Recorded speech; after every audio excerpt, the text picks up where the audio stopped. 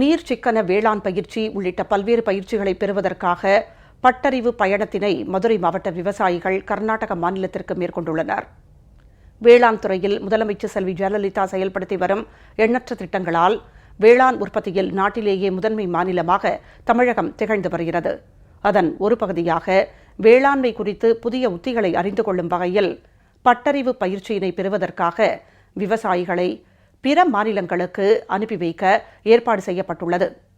அதன்படி மத்திய மாநில அரசின் வேளாண்மை தொழில்நுட்பம் வேளாண்மை முகமை திட்டத்தின் கீழ் மதுரை மாவட்டத்தைச் சேர்ந்த 60 விவசாயிகள் கர்நாடக மாநிலத்தில் உள்ள மாண்டியா, மைசூர், ஹைதராபாத் உள்ளிட்ட விவசாய பகுதிகளுக்கு பட்டறிவு பயணமாக புறப்பட்டுச் சென்றனர். அவர்களை மாவட்ட ஆட்சியர் திரு வீரராகவ ராவ் வழி அனுப்பி வைத்தார்.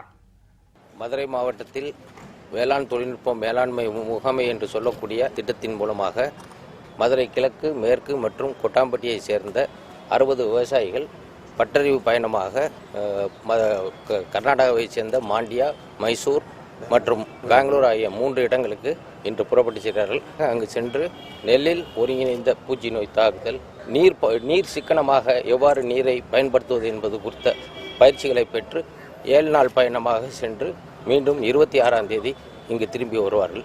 அவர்களை இன்று வழி அனுப்புகிறோம். அவர்கள் சென்று வர வாழ்த்துக்களை தெரிவிக்கும். விவசாயத்தை பற்றி தெரிஞ்சுக்கொள்ள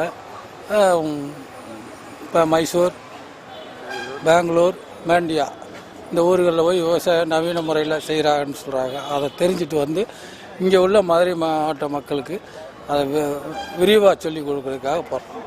இதை ஏற்பாடு செய்து வச்ச தமிழக முதல்வர் அம்மா அவர்களுக்கு மிக நன்றி. மதுரையில் இருந்து நாங்கள் மைசூர், மாண்டியாவுடைய யூனிவர்சிட்டி, அதாவது தமிழ்நாடு வேளாண்மை பல்கலைக்கழகத்தில் எங்களுக்கு இந்த நீர் மேலாண்மை பற்றியும் விவசாய தொழில்நுட்பத்தை கற்றுக்கிறதுக்காக மதுரை மேற்கு, மதுரை கிழக்கு, கொட்டாம்பட்டி யூனியன் சார்பாக சுமார் 60 பேர் கொண்ட குழுவினர் எங்களுடைய விவசாய அதிகாரிகள் மூலமாக அனுப்பி வைக்கப்பட்டிருக்கிறார்கள். நாங்கள் எல்லாம் தொழில்நுட்பங்களை கற்று வருவதற்காக அங்கு செல்கின்றோம். எங்களை ஊக்கப்படுத்தி இந்த வேளாண்மை துறைக்கு முக்கியத்துவம் கொடுத்த நமது முதலமைச்சர் அவர்களுக்கு, மாண்புமிகு முதலமைச்சர் அவர்களுக்கு எங்கள் விவசாயிகள் அனைவருடைய சார்பாக மிக மிக நன்றியை தெரிவித்துக் கொள்கின்றோம். இந்த பயணத்தின் போது நெல்லில் ஒருங்கிணைந்த பூச்சி நோய் தாக்குதல், தென்னையில் ஒருங்கிணைந்த பாதுகாப்பு, நீர்ச்சிக்கன வேளாண் பயிற்சி உள்ளிட்ட 7 நாட்கள் பயிற்சிகளை முடித்துக்கொண்டு திரும்ப உள்ளனர். இந்த பட்டறிவு பயிற்சி பயணத்தில் பெண் விவசாயிகளும் கலந்து கொண்டுள்ளனர்.